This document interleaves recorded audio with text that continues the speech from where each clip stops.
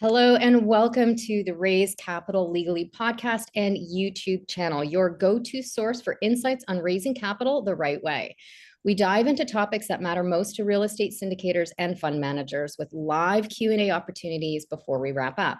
I'm Krisha Young, your co-host, business development director for the firm, and joining me is attorney Kim Lisa Taylor, the founder of syndicationattorneys.com. Now, before we get started, please note that audio and video from this event will be posted on our podcast platform, YouTube channel, and website and social media, and will be made available to the public. You can go ahead and ask questions at the end of the broadcast by raising your hand or typing it in the Q&A. Information discussed during this event is of a general educational nature and should not be construed as legal advice. So today, our topic is protecting your investment, how Crossroads Investigations can help real estate investors guard against fraud. In the high stakes world of real estate investment partnerships, fraud is an unfortunate reality that can wreak havoc on your finances and reputation. Whether you're a passive investor, a co-GP, a syndicator, or fund manager, safeguarding your investment against fraudulent activity is crucial. Join Kim Lisa Taylor and Krisha Young as we interview Marc Hurwitz of Crossroads Investigations about his extensive experience in fraud prevention and resolution. Crossroads is uniquely positioned to help you navigate these challenges. Hello, Marc. Hi, Kim. Hi. How you doing? Happy to be here. Thank you for having me.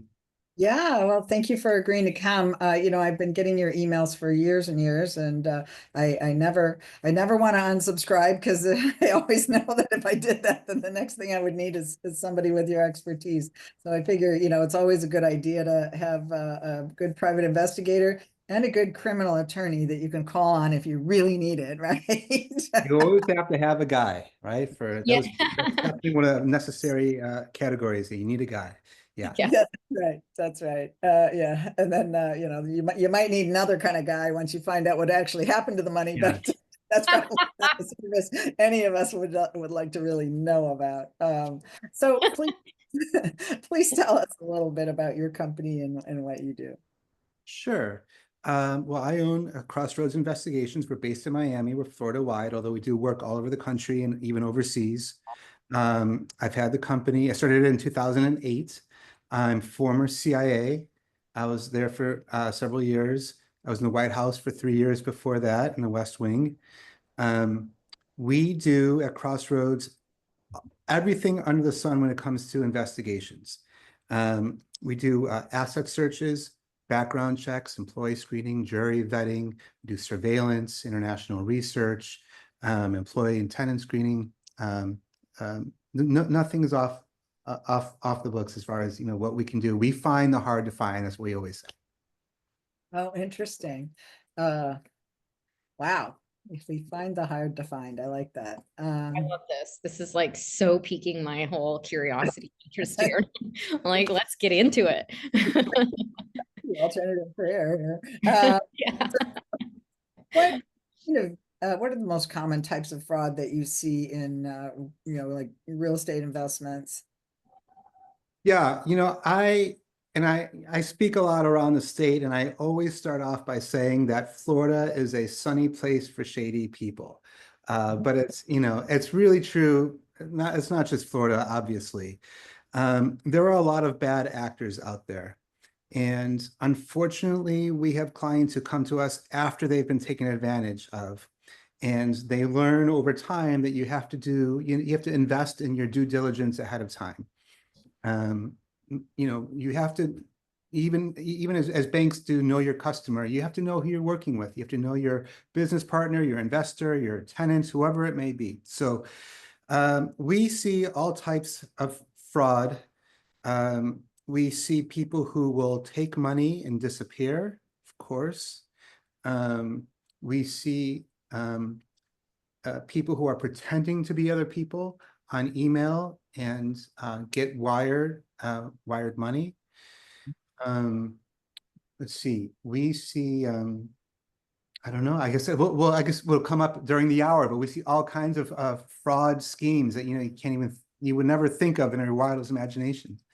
Yeah. What about like, fraud between partners? Maybe some people are syndicators, they're putting a deal together, and then within the management team, somebody, runs off with some of the money and leaves the other guy holding the bag. Do you ever see anything like that? Yeah, we do. And the bad actors are getting better and better at putting in effort to disappear. Um, when we find people, it's called skip tracing. That's, Mhm. people have skipped town, people who don't want to be found. And we find people all kinds of ways. We find them via their social media, their vehicle registrations, their utility records, through other advanced means. But yes, we see business partners that will take money and run, basically. Or they'll say that they took the money and for another purpose and now it's gone. And that's when we start doing our bank account searches, which we do at Crossroads, to find, where is the money. And many times they will not put it in their own name. They'll shift it immediately to crypto. They'll set up an LLC in Delaware, Wyoming, or Nevada, which allows for anonymity in creating those entities. There's a lot of thought that goes into this, but we do see that quite a bit. Business partners taking money, either disappearing or saying that the money is gone for whatever reason. So I was involved in a case a long time ago where there was we had to hire a forensic accountant, and they talked about the triangle of fraud. Is that something that you guys hear? No, tell me. Oh, so it's interesting. So what they talked about is that there's this triangle of fraud where the first thing is that the person has to have access. They have to have access to the money in some way, or get access to the money fraudulently by pretending to be somebody else, or, telling you, oh, there's a problem with your account, whatever. They get access to the money, but it could be somebody in your own organization that has access to the money.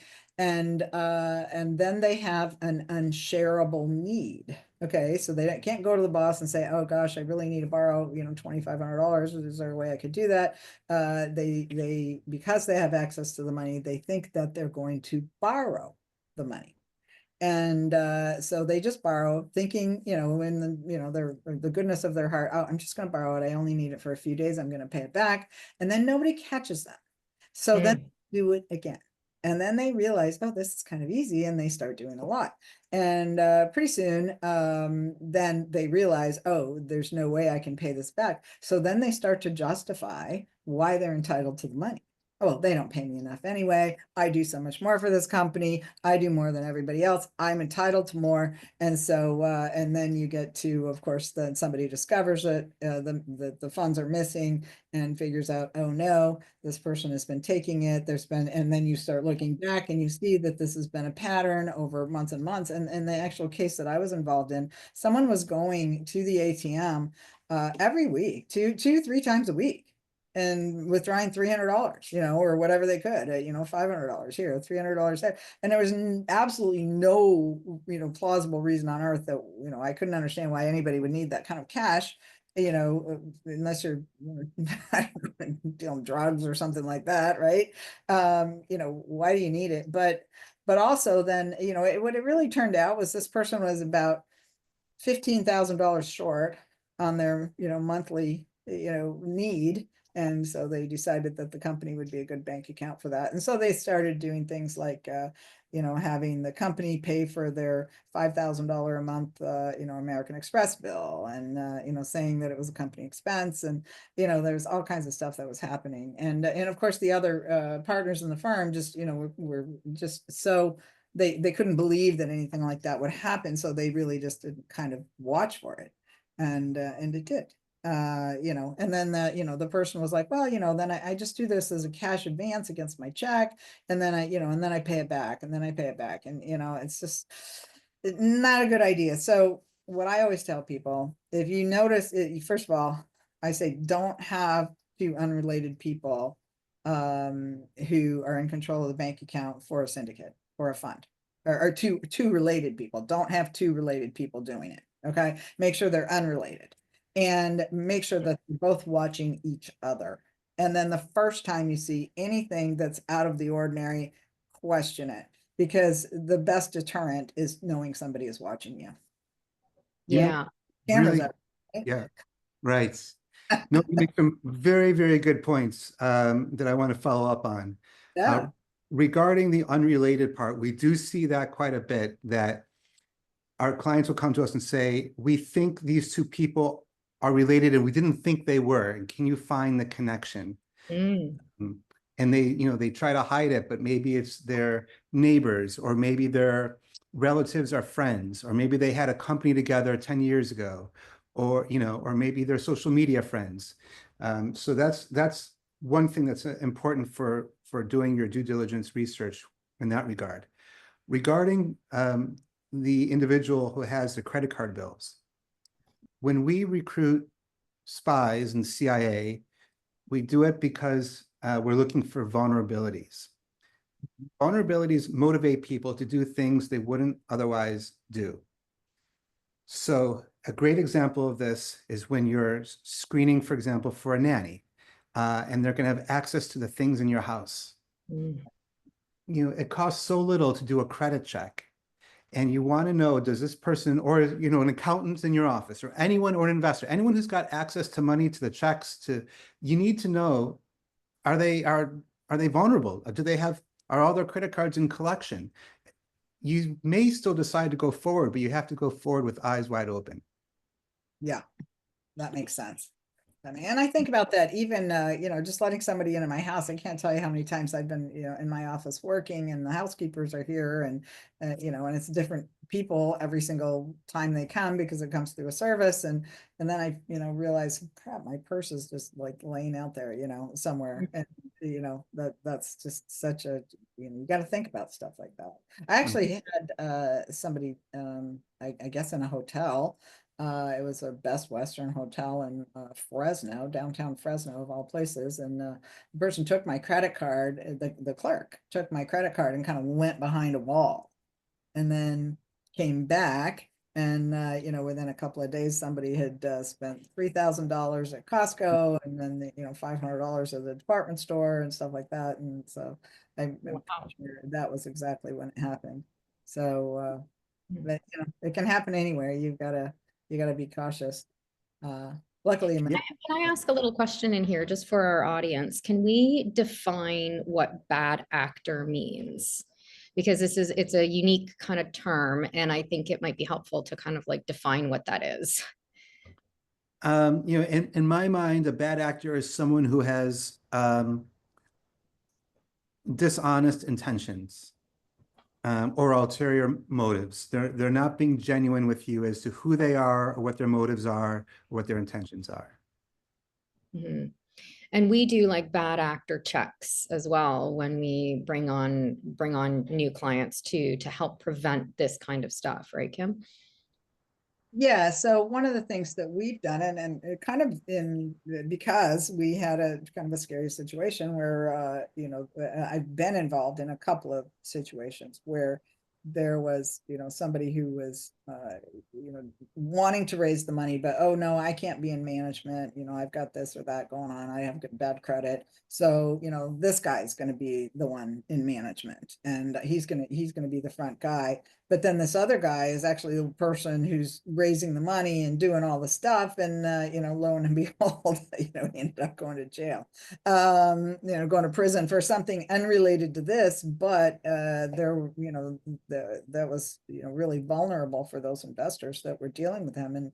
And we didn't want to be able to have anybody be put in that situation. So we decided that we would do background checks and bad actor checks for every one of our clients and all the people that they want to name in management of their syndicate. And one of the reasons we decided to go that way was because we wanted to make sure that they're protected from each other, because they don't necessarily, like you said, know each other very well. And, they just met at a conference, and they seem like nice people, and they hung out for lunch or dinner, or, and had a couple of phone calls. And now you're going to be in business with them in this multi-million-dollar business, and you don't know. And so what we found is, because we have that requirement, we think people disqualify themselves. Mm-hmm. They will say, oh, gee, I can't do this deal because, and really it's because, oh, they want to do a background check and they're going to find out I'm a criminal. It's a really good point, and it's something that I advise my clients on a lot. We do a few different types of background checks, and depending on the purpose, you either need consent or you don't need consent. But I think it is especially in this type of scenario, it's a good idea to tell the candidate, we're going to run a background check on you. Is there anything you want to tell us up front that's going to come up you want to get ahead of? Yeah. And we've seen all kinds of responses. No, don't run a background check on me. Or no, I've changed my mind. I'm not interested anymore. Or they lie. Of course, they don't bring up a conviction. Or amazingly, they bring up something that for whatever reason, the systems did not pick up. They volunteer information that we wouldn't have seen otherwise. So it's a very, very good vetting tool for honesty. Whether or not you need consent or not, I think is a good thing to ask up front. I agree wholeheartedly that it's very critical that just people understand, look, this is, the attorneys we're using are going to do this. So if you want to be involved, this is what you're going to have to do.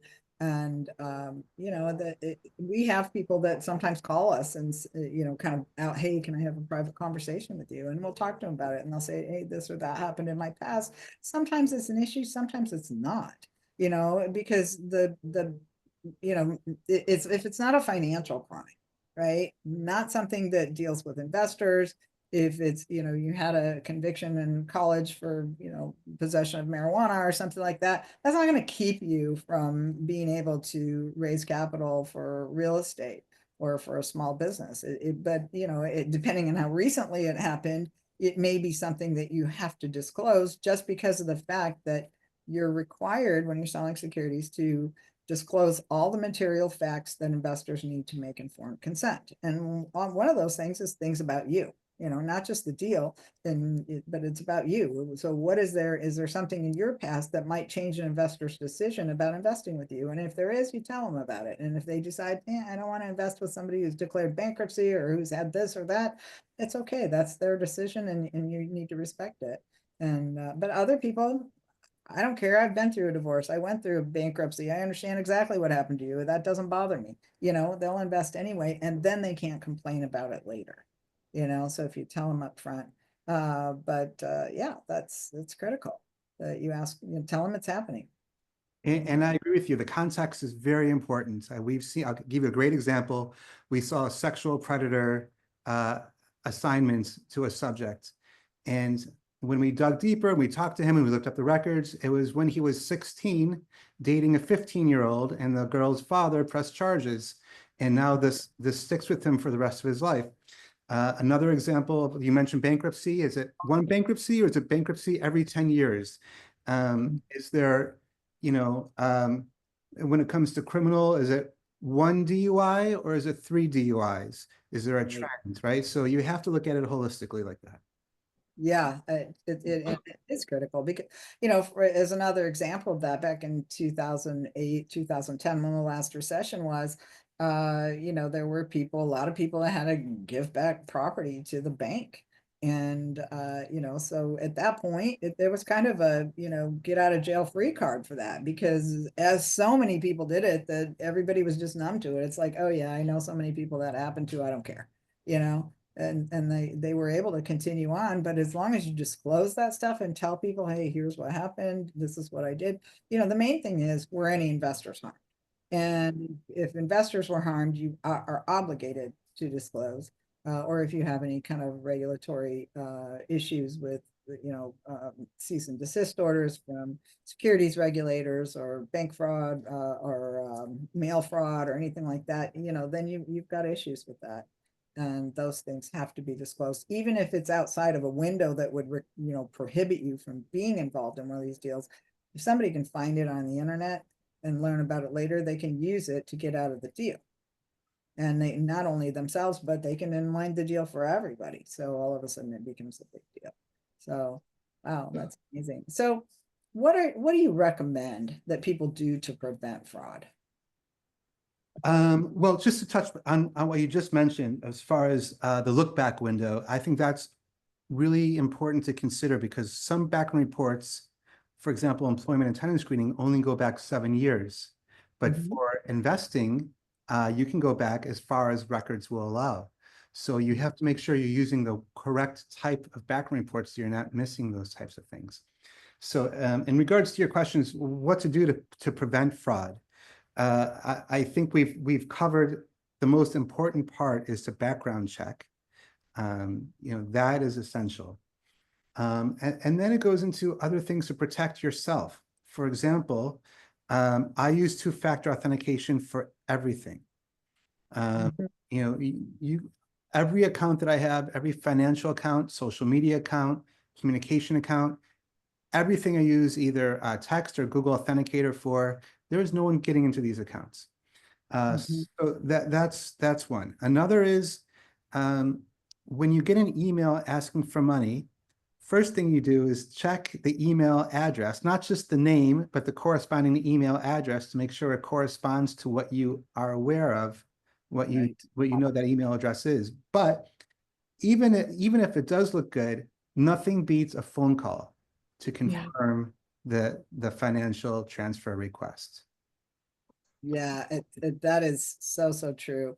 I've noticed that, I'll get a text and it's or an email that says, oh, this is Apple and your iCloud account is being suspended, so it's a trusted company or into it, QuickBooks, this is your QuickBooks account and you need to do this right away. And then I'll look at the email it's from, and it's like somebody, with a very long name and at Hotmail. Right, exactly. No. Yeah. That's not coming from Apple, and Verizon doesn't use Hotmail. Yeah. No, Yahoo, right? Yeah. Right. It happens all the time. It's amazing, but it's a numbers game. They may send out 1 million of those. They only need 1 or 2. So that's the thing. Yeah. Mm-hmm. It's funny, but it's tragic because a lot of people do get caught up in it. And I mean, there's times when I'll look at something, I'm really like, I'll ask my husband, do you think this is legit? And he's like, no, it's like,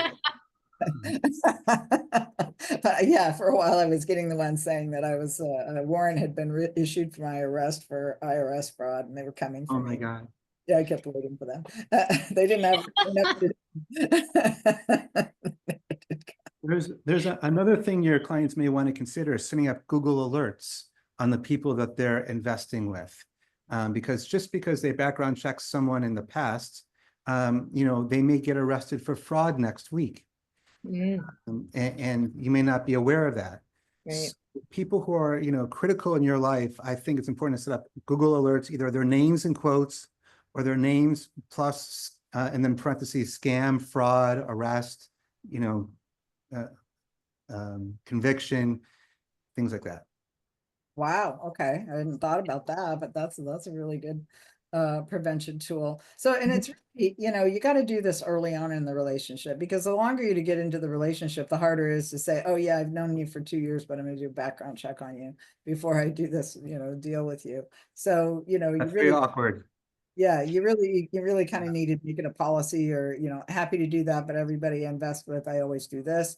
Is that okay? Will you give your consent for that? And if they say sure, then fine. But also, I think be careful if they want to provide you with their report, because that report could have been doctored, right? It is so easy. I mean, these reports are PDF reports, so Right. they can be easily manipulated. So I agree with you, 1,000%. You have to get the report. That you should not believe or trust the candidate to give you their own report that they got from God knows where, that they, deleted something or erased something or redacted something. So yeah, absolutely. Good point. Yeah. Okay. I also think that even if you are in like a relationship with somebody for 2 years or whatever, and you're coming online to doing this, that you should still do it. It's like, okay, I've just become aware that like we should have done this at the beginning. And you know what I mean? Like, I think it's still okay to do that, because otherwise you're burying your head in the sand. Like when you know something, can't unknow something, right? And so for your own protection and due diligence, I don't think that it would be unfair to say, okay, listen, like, I think we missed the mark here. We should have done some background checks. We didn't. We're going to make this a policy going forward. And so now, starting now, everybody needs to have this done. I think that would be okay. A good business practice. Yeah, I think you nailed it, Krisha, that if there's many reasons why you want to background check a person later on. It's a new policy, a new institution is coming online or coming into the deal and they're requiring it. There's any number of reasons that you could give somebody to justify doing a background check at any time without making it, an awkward situation. Yeah. Yeah. And they're requiring it. We used that, when somebody called us from prison and wanted to do a securities offering, and finally I just said, our E&O insurance won't allow us to represent you, because they kept calling back. My God. No, we don't want to do that. Crazy. So what about non-US persons? Are you able to do background checks on people that are from outside? Because we get people all the time. I can't tell you how many people have come to me over the years and said, oh, I have someone who has $50 million. It's always $50 million from Saudi Arabia or from China or from Russia or, somewhere that's a little suspect. And they want to invest with me. And, how do you make sure if those people are real, which I doubt any of them are, but how do you tell?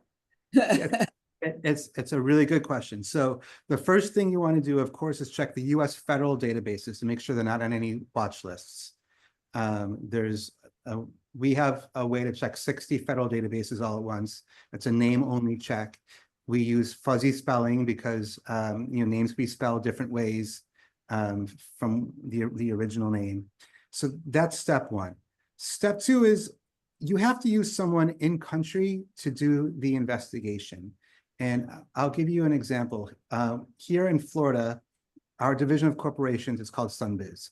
And when you go to Sunbiz to check on my company, Crossroads Investigations, it's not going to come up. Our company is Crossroads SDI Inc.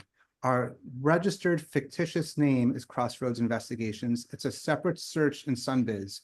If you're in Romania or China or Argentina, you're not going to know to look for the separate search down lower on the page and what a fictitious name even is. So I think having boots on the ground is critical for international investigations. It's why I spend so much time cultivating our network of agents overseas. The more information that we have, the better. A copy of a passport is great. The person's national identification number, which is akin to our social security number, date of birth. We need all that. A lot of times, depending on the country, we need to know their last known address, so we know which province or which region or state to check. And then we use our agents on the ground. And unlike the US or some Western countries, most countries, these are manual records checks. Someone has to go somewhere and check records, or even for example, in Cuba, you have to pay someone to go check those records. So boots on the ground is critical, but it is absolutely can be done in almost any country to background check somebody. It may not be as robust as some of our checks that we can do here in the US, but at least it's a criminal check. Well, and what are the risks? Let's say for someone who's raising capital and they get some people from, somewhere outside the US who want to invest and they don't know them very well. What are their risks if they take that money? Well, that goes down to why you need to check the sanctions list, because you don't want to have the State Department calling or knocking and saying, hey, you're doing business with someone who's designated terrorist or on our specially designated list for any reason. It could be for money laundering. They could have a Interpol warrant out for them. So that's critical. And I think, beyond the criminal, you need to check a litigation search. Have they been sued in their country, in their home country? Have they, you need to get a sense of this person, because many times, especially here in South Florida, we have a lot of people who are new here from overseas. So there's not much records, there's not much track history. Their track history is in their home country. So as much as we can dig, it's critical.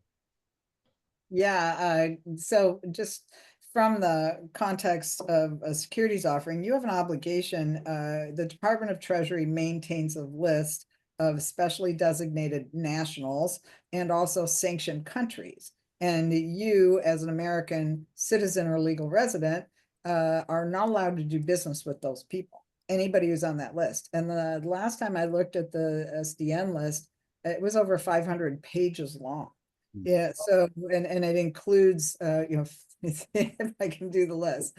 Drug kingpins, weapons of mass destruction proliferators, terrorist organizations. You know, so if you do business with any of those people, then you're committing a crime, and you Right. can be held accountable for that. Mhm. I You just, met an attorney one time at a conference, and she was in Florida, and she said, "Oh, I have several clients who are in prison for accepting money from South America." And it was, you know, it was a money laundering operation. So you've got to be extremely careful if you're a syndicator. You know, you're trying to raise money, or you're really, you know, you're under a gun. You've got a lot of short period of time. You need to raise this money. But if you don't know the people that are investing with you, it doesn't matter if they're you know, not from the US or are from the US. If you don't know them, you could be, you know, opening up a whole can of worms. And just because somebody is here in the US and speaks perfect English doesn't mean they're a citizen or not on that list. that's right. And that, yeah, the SDN list can be searched by anybody. Like you said, Department of Treasury, Office of Foreign Asset Control, easy to find online. It's updated frequently. But a few caveats. One is, as I mentioned, if you look for a name and it's spelled differently, it may not come up. And another is the government may come to you and you need to show them that you tried. Yes. So what we do for our clients is prepare a memo, a short memo, saying that this is what we searched, this is the names that we searched, so that they can provide the government that they, at least as a CYA, that, you know, here's a third party that did it and tried. Because just saying to the government, oh, I went to the website and nothing came up, that's not going to fly. Why would they believe you? Yeah, and I always suggest that you print out the page when nothing comes up, so that they can see this is the name that you looked at. And then, you know, if you're, and always get an ID. You know, because of the Corporate Transparency Act, which of course we, you know, is up and down. We don't know if it's gonna be required or not for us to do our beneficial ownership reports with FinCEN. But because of that, you really do need to get a copy of everyone's ID, their date of birth, their address, at the time they make the investment. And you do that through their subscription agreement. Those fields are there, but the onus is on you to make sure that they actually filled them out. You know, don't accept a partially filled out subscription agreement. Send it back. Hey, you've got to complete this. If they don't, and then you want a copy of their ID, so make sure you're getting that as well. And you know, right now the Corporate Transparency Act is back in effect. It's been going on a roller coaster ride up and down with different court rulings as to whether or not you had to report. But right now it is back in effect, and the filing deadline is March 21st, 2025. There is some pending legislation that may push that out to the end of the year, or other legislation that's being proposed that may, you know, try to abolish it. But for the moment, it's in effect, and you've got less than a month to do those filings. And it applies to anybody in control of an entity, and also anybody with 25% or more of the interests. So for our syndicators, that is, and then there are some exemptions, but they don't apply to any of our clients that are raising money for real estate. So all right. How about if you're doing due diligence, you know, like on a deal? Do you ever see that where people like make up investments, and then you know, people, you know, try to get people to invest in it, and the thing doesn't exist? Oh, yeah, we've seen it all. Yes. We and there's a number of ways to check that. If it's an actual property, we may send someone out in the field. It could be anywhere, you know, anywhere in the world. We can have someone go out and look and ask around, poke around, do interviews in the area. Certainly, and we do a lot of deep dive due diligence. We do dossiers on people, companies. We see how maybe companies or people are related. Our analyst is former CIA as well, and she puts together these amazing papers. And you have to do that deep dive, of course. Yeah, I think it's a really good point. You know, is the deal real? Yeah. You know, and how, you know, just because you can look at, and you know, we do have Google, so that's at least one tool. But maybe not definitive. But you know, I remember going somewhere one time, and I can't remember what it was for, but when I got there, it was a vacant lot. Like that was not a real thing. So yeah, you've got to be careful about that. But at least, you know, you can look on Google, you can see, hey, if you're investing in this apartment complex, is it a real thing? And does it exist? And, you know, maybe even talk to some local realtors yourself and say, does this, you know, what's the deal with this property? And they'll tell you, right? If you're investing in a property and you can ask them, hey, what do you know about this property? I'm thinking about investing in it. You know, they'll tell you, oh my gosh, don't do that. That's a terrible place. Police won't even go, right? You know, so you might wanna know, you know, at least, and talk to the local police. You know, that's certainly something that our clients are doing, or should be doing when they're buying something, is to, you know, check with the local police. Hey, what's the reputation here? How often do you go out? Do you go out? You know, is it one of those places you won't go? So what should an investor do if they suspect fraud? Oh, okay. So one thing, of course, is to have everything documented.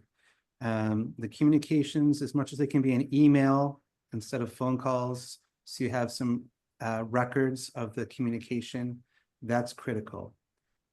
Knowing, you know, which law enforcement agency that needs to get involved, it's complicated.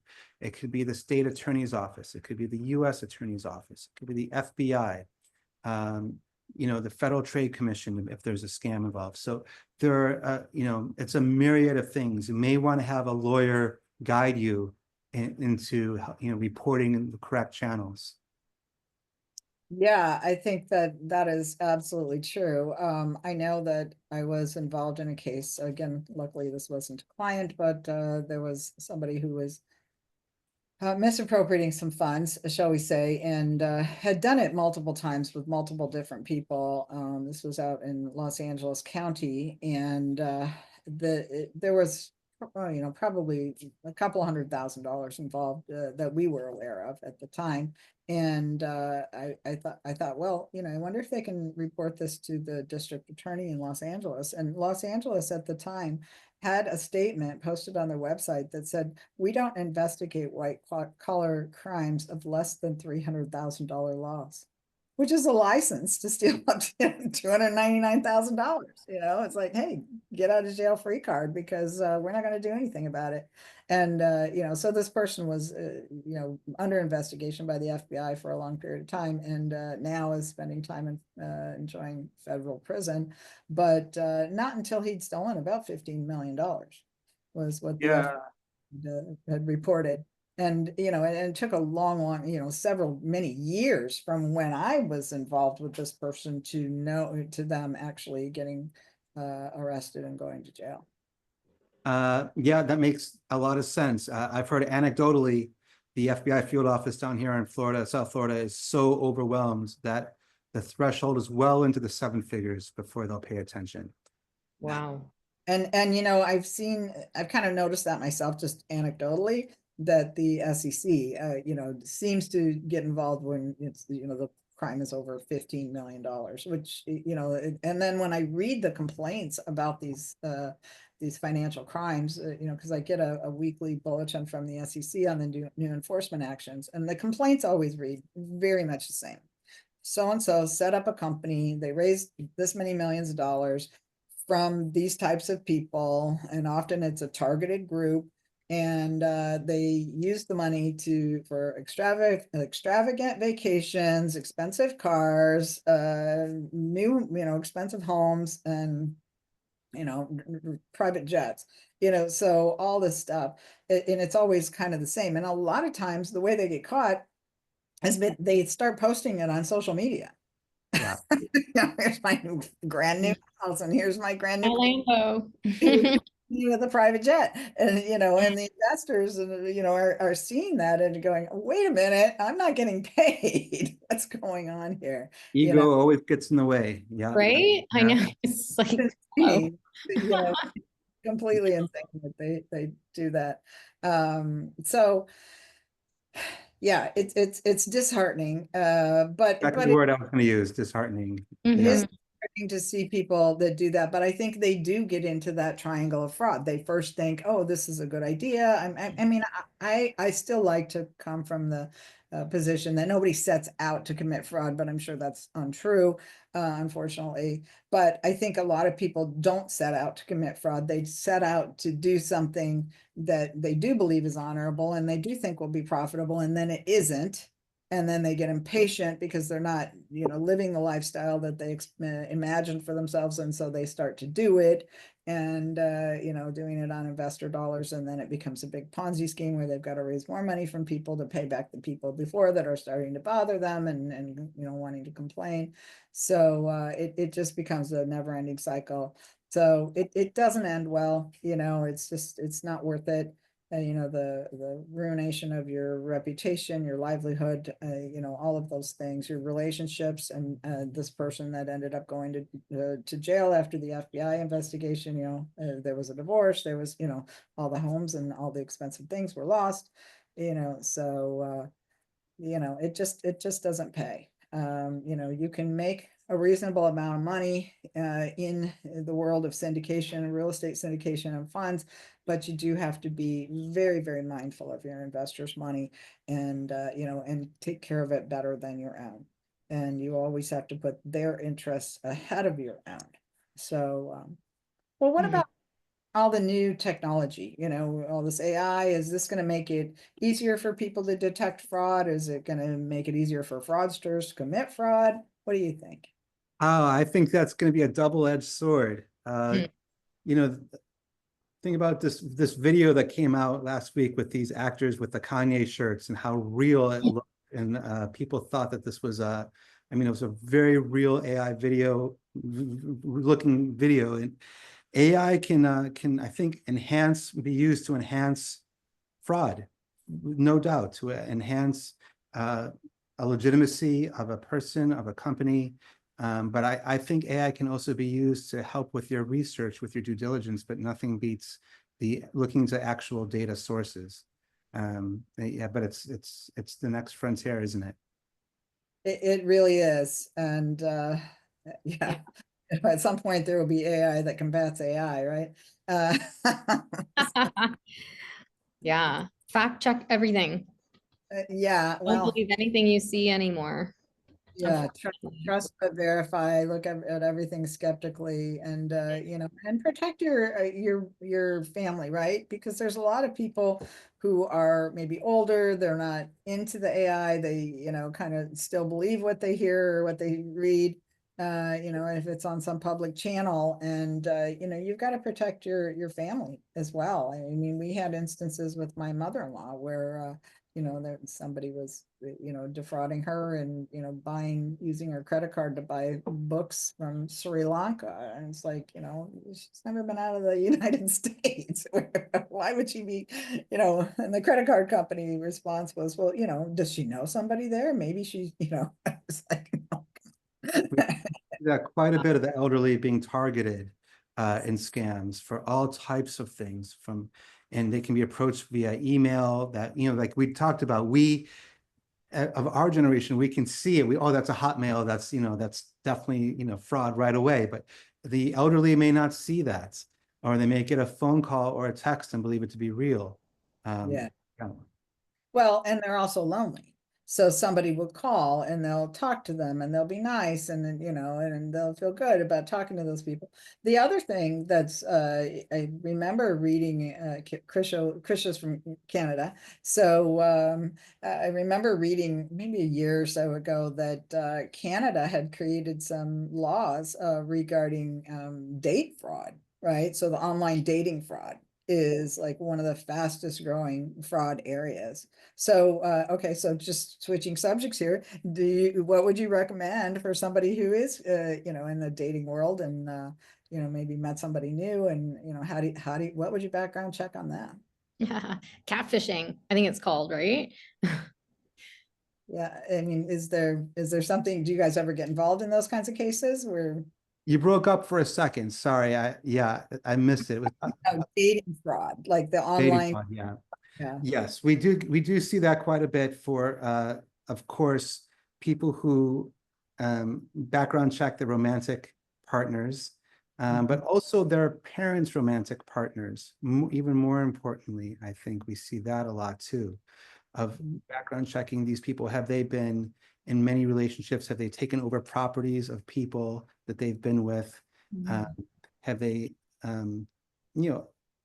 going back to, have they been litigated against before? That's all part of it. But yeah, the catfishing is really, really hard. We get calls all the time of people that they've met someone online, but they've never met them in person. And they're asking for money. And honestly, we don't even take their money. We just tell them, no, that's not a real romantic interest. That's just stop engaging with them. I mean, Yes. never a real thing. That's never gonna be a real thing. A real person is not going to ask you for money. Yeah. Yeah. So yeah, don't give money to romantic partners you meet online, and don't invest with the Nigerian prince. Right. Yeah. There you go. Unless you do a really good background check and they're legit a Nigerian prince, then Yeah. you're okay. Right. I feel bad for Nigerian princes. Right? They're getting a bad rap. Yeah. The real Nigerian princes, He's just sitting there going, what? I like legit have money that I want to invest. Nobody will take his money. Okay, so tell us, do we have any questions? If anybody has any questions, we'd love them. But before we do that, maybe just tell them about our books, how they can get those, and then we'll have Mark give his contact information. Yeah, absolutely. I mean, what is it that we do? We are a law firm, and we help people with offering documents and making it nice and legal for you to go out there and raise capital and do it in the right way. And we've written 2 books. We have this one here. This is for people who are new to raising capital with the laws and the structure and strategies to help you secure funding and figure out what you need to do in the first instance. And then this book here is more of a desktop reference, a little bit thicker here, that goes into more detail about once you have a deal, how to structure it and assign duties and so on and so forth. Both of these books are available on Amazon. If you search up Kim Lisa Taylor in Amazon.com, you'll find links to be able to purchase hard copies, get a Kindle copy. And our second book is also available on Audible. But you could also get a free copy if you text the word syndicate, SYNDICATE, to 844-796-3428. That's texting the word syndicate to 844-796-3428. Or you can head on over to our website, syndicationattorneys.com, and find our other amazing resources like articles, past podcasts, and our books as well. And schedule a consult with one of us if you are interested in finding out more about how to raise capital legally. Very good. Thank you. Thank you, Krisha. So Mark, how could people reach you? What's the best way for them to engage with your firm and learn more about you? Yeah, the very best, as you see here on my wallpaper, is our website, xinvestigations.com. And our email is info@xinvestigations.com. And that goes to my team of case managers. And that is the quickest way to get a hold of us and start the conversation. That's fantastic. And I know that you've got, some different products that you offer that are, really not overly expensive. I think that if I was planning to invest in somebody that I didn't know and hadn't known to be in this business for a long time, you might consider, hiring you guys to do a deep background check and, spending a few $100s on that just to give yourself some peace of mind. If you're nervous about the investment, why not invest in a little bit of due diligence up front? This has been a really fascinating conversation, but I'd love to hear from our guests. Do we have any questions? We do. Yeah, Mark, thank you. This is from Stony.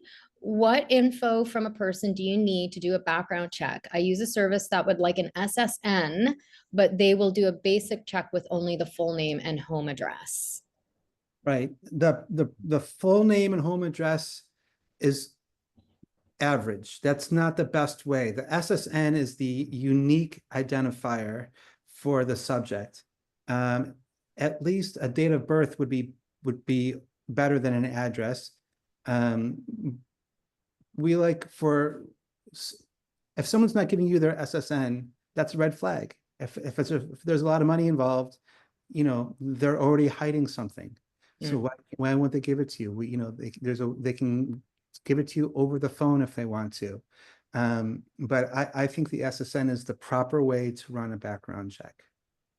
Well, my only caution there, though, is if you are getting somebody's social security number, you really shouldn't have them email it to you. I don't know if text is any better. Well, over the phone is fine, or at least the last four of the SSN, and their name and their zip code is, that would be probably be sufficient, depending on the type of report that's being run. Okay. And be careful though, but if you do get that information, try not to store it electronically on Dropbox, some, database that could be hacked or could be, because once you have that information, you're kind of obligated to protect it. That's And, right. I actually met somebody who had a business and had a bookkeeper who was doing a fantastic job with his books, international business. And she died, but she had those books open on her computer. And the people that came to clean out her house had access to Oh my God. everything. And they hacked it, they used it, they opened accounts, they, stole money. And he was having a nightmare just trying to get, to get that taken care of. So, maybe the policy there is that, if it's on your home computer, you close it out every night. You don't leave it open. You don't leave it accessible to other people. But you've got to have some kind of a policy at least to try to protect Sure. yourself. And I would add that when we produce our reports, we mask that was what we call PII, personal identifying information. So we mask the social, the full date of birth, the driver's license number. We don't produce that for people. And also for like our employment talent screening, we'll give them a link for the candidates to fill out their own information on a secure link, which the landlord or the employer or we cannot even see. Yeah, and we do the same for our background checks. They go directly to our provider, and we have them house that information. We don't keep that information. We don't see it. We don't see it at all. And when we get the report back, it's masked. So they're interacting directly with that third party who has the job of safeguarding that information. Yeah.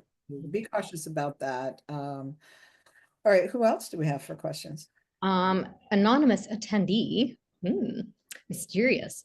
What can a limited partner do if the general partner does not want to do things promised when raising capital? For example, when the GP fails to give the LP quarterly updates, does not pay distributions as promised, and does not respond to email or phone call inquiries. And it's very frustrating. And we do have clients who have experienced that. One thing that we have done is to do a door knock, which is, in a non-intimidating way, but to say, we've been hired by so-and-so, to do a wellness check. They've not heard from you, for example, or we'll give them a letter from our clients that we ask them to sign for, if they will. It's just a little indication that our client and we know where they are, that they're not going to get away with it, that we're paying attention to their obfuscation. So that is one method. Another method may be to have an attorney draft a letter, a demand letter. Yeah. That will also get someone's attention. Yeah, and you as the, if you feel like you're concerned about something that's going on, your best place to complain, if you want to complain to a regulator, is not to the SEC. It is to complain to your state regulator. So a lot of people don't realize that in investments, every single state has its own securities division. So kind of like their own mini version of the Securities and Exchange Commission. I actually had the privilege over the last couple of days at a continuing legal education to hang out with and meet the president of the North American Securities Administrators Association. And so she, is the head of the organization that all of the state securities agencies, there's actually 68 territories that are part of it, Canada and its territories, US and its territories, and also Mexico, who are all, trying to combat the, securities fraud and talk about things related to investor protection and things like that. So the state where you live, your securities division is going to be far more active and far more likely to help investigate an issue that is small issues. They've got the budget to investigate the small things versus the federal government and certain states are the state organizations. Some of them are just too overwhelmed and they can't. But you may have some better luck with your local securities division or even your local district attorney. But just realize that once you lay that hammer down, you're unlikely to see anything from that person because they're gonna clam up, use all the money for their defense, and you're not going to get probably any of it back. But if you're trying to stop them from harming other people and you think they're in real harm, you have the ability to do that. Your attorney, however, cannot do that for you, because as attorneys, we cannot make a complaint to a securities regulator on your behalf because we're not allowed to threaten criminal prosecution in a civil matter in order to gain an advantage in a civil matters, but you can always do it yourself. So that is an option, but just realize that's kind of the last option. So you might want to start with an attorney who drafts a demand letter, see if you get a response. But always, the other thing you can do is have an attorney review your offering documents and see if there's a way to band the investors together and get them to oust that person as manager so that the investment can be salvaged. So there may be a way to do that. So that's also an option. So, all right, what other questions do we have? Joe asked, well, we touched on this, but we didn't give numbers. Can Mark share an approximate cost for performing a background check of a real estate sponsored GP located in the United States? Sure. So what we call a phase 1 comprehensive background report is $500. It shows things like nationwide criminal history, regardless of conviction, judgments, foreclosures, liens, bankruptcies, evictions, businesses, UCC filings. It's a good thumbnail sketch on a person. We can do a phase 2 deep dive that our former CIA researcher does. That starts at that's $350 an hour. On someone basic, it may be 4 hours. On someone who's been involved in a lot of businesses and lived in a lot of different states, it could be 20 to 40 hours. But we look at that first report first, so look for red flags, and it also guides us to give an accurate estimate on how much hours that phase 2 would take for a deeper dive reputation check. Okay, pretty reasonable, I think. Hopefully you wouldn't have to do the hourly. Right, yeah, and we also do employment and tenant screening. That starts at $75. And you can add credit for 50 and you can add driving for 50. So, okay. And you said tenant screening is part of that? Mm-hmm. Okay. So tenant screening, that's a good one. Mm-hmm. We have a lot of clients that are doing multifamily and they need to know that the people are worthy. So, okay. Mm-hmm. I'm just going to put into the chat for anybody that is able to see this. Krisha is a great resource. If you want to know more about what we do, reach out to Krisha. Krisha also has her own mindset practice. And so she can coach you through mental blocks that might keep you from achieving your goals, your real estate investing goals. So if you'd like to talk to her, you're welcome to reach out. Direct or go to our website and you can schedule a call there.